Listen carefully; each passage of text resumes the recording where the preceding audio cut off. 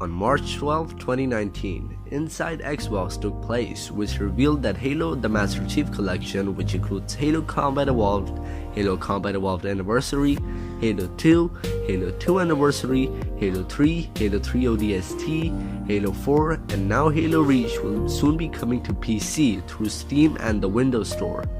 This is a small step in Phil Spencer's rebranding of Xbox, which as a brand has completely changed during the course of the 8th generation.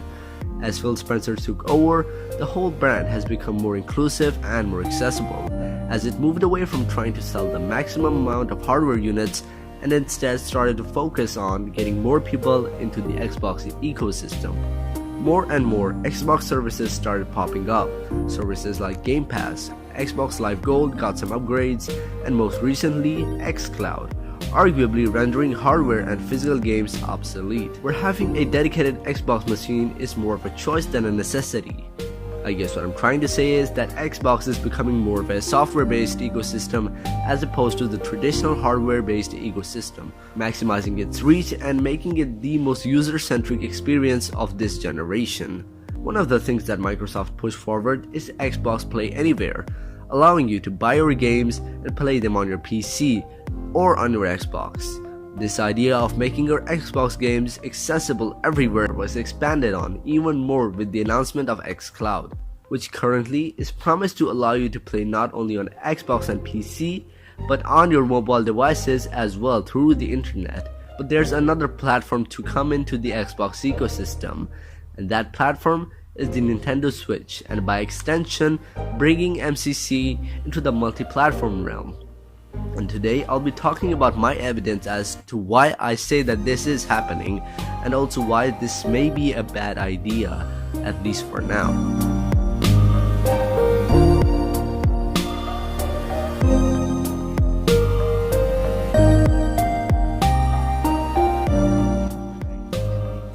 So what drew me to the conclusion that this might be happening? Well, there's multiple factors. Individually they might not seem like the strongest evidence, but in the end they all add up, so hear me out. We'll start with the fact that how much the relationship between Nintendo and Xbox has been strengthening over the years.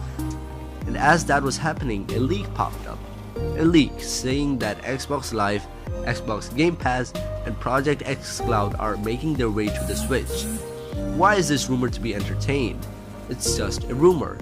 Well, first off, we just over a week ago saw MCC come to PC, and I personally knew a week in advance, not because 343 told me or anything, but because of the rumors and leaks popping up.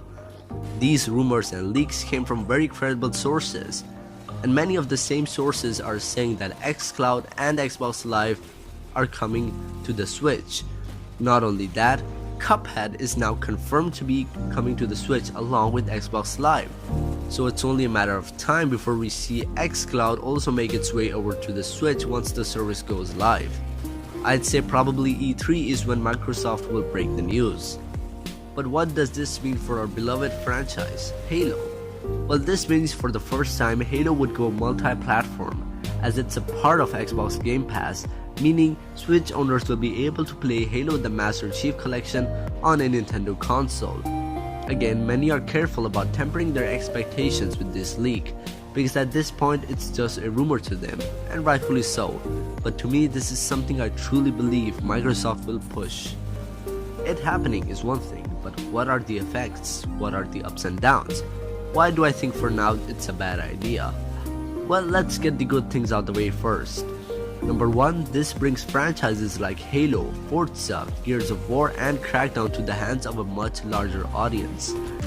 The Xbox One's install base is said to be around 50 million at max, whereas the Nintendo Switch, despite being on the market for 4 years less than the Xbox One, is pulling up close with a 30 million install base, and is consistently outselling the Xbox consoles in the market. Analysts predict that Nintendo Switch will soon outsell the Xbox One. These 30 million users, and not to mention all the mobile users, could absolutely land Xbox as the dominant platform for video games. Over 100 million users could realistically be introduced to the ecosystem. They could be introduced to Halo, getting the franchise to dominate the charts once again. Number 2, it could be the catalyst for a huge positive change in the gaming industry, where no one's games will be confined to their platforms. Everyone can choose where to play their games, and that's already happening with Sony bringing remote play to iOS and soon Android. They've also gone on record saying that this is only the start for PlayStation games being more accessible. And all this happened when Microsoft took this initiative. So there's no doubt in my mind that at least to some extent, Microsoft inspired Sony's decision. Because Sony now understands the fact that there's a broader audience that wants to play God of War, Horizon Zero Dawn, and Spider-Man. But sadly, it's not all sunshine and rainbows. With every decision in the gaming industry, multiple risks come attached. And XCloud is no different. This could definitely go south. Hear me out, here's why I think it's a bad idea to do this right now. So, Xbox definitely lost some of its dominance and brand image over the course of the 8th generation, with the disaster that was the unveiling of the Xbox One, its lack of strong exclusives, and constant hardware and software refreshes, which has made the platform lose a lot of its reputation. This will only be further amplified if XCloud doesn't go according to plan.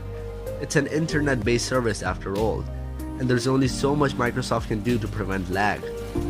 With XCloud, they're making some bold promises, and if they can't live up to those, it'll be the final nail in the coffin for some people. This will also really hurt Xbox in the hardware division. Less people will be buying Xboxes as a result of Xbox games being everywhere. And if XCloud doesn't take off, Xbox may be just doomed. Also, with Xbox games going completely multi-platform, fanboys will rush to the scene attacking Xbox for having no exclusives, and it'll look bad for Xbox since it'll be perceived as them having to rely on their competitors. It's how the community will react very immaturely as it has many times in the past, which will cause Xbox to further lose its prestige. Not only that, but if they do it in this generation, there won't be as much hype. People wouldn't care all that much as they would if it was a fresh new generation. Mind you, I'm not saying that I don't want Xbox games to be more accessible. In fact, I've been yearning it for years. But the fact stands that the general public isn't very intelligent, to put it lightly. Xbox One has had a rough generation, and it should finish it on a high note and bring forth the new ideas for the 9th generation. It'll have a way larger impact when they're starting fresh. The stigma and ill judgment won't be present, and hence more people will be willing to welcome it with open arms. And because Xbox will be the first to do something of such sort for the 9th generation, their success will be immense. They shouldn't be putting all their eggs in one basket. They should strike a good balance between focusing on their software as well as their hardware. They shouldn't make decisions on the software end that'll make hardware redundant and vice versa. Alas, I'm excited to see where this goes, not only for Xbox, but Halo as well. Here's hoping that Halo returns to its former prestige. That's all I have for you all today. Leave a like if you enjoyed, and hey, leave your thoughts about this in the comments too. I'd love to read on what you guys think. I'll see you all later, so stay machoic.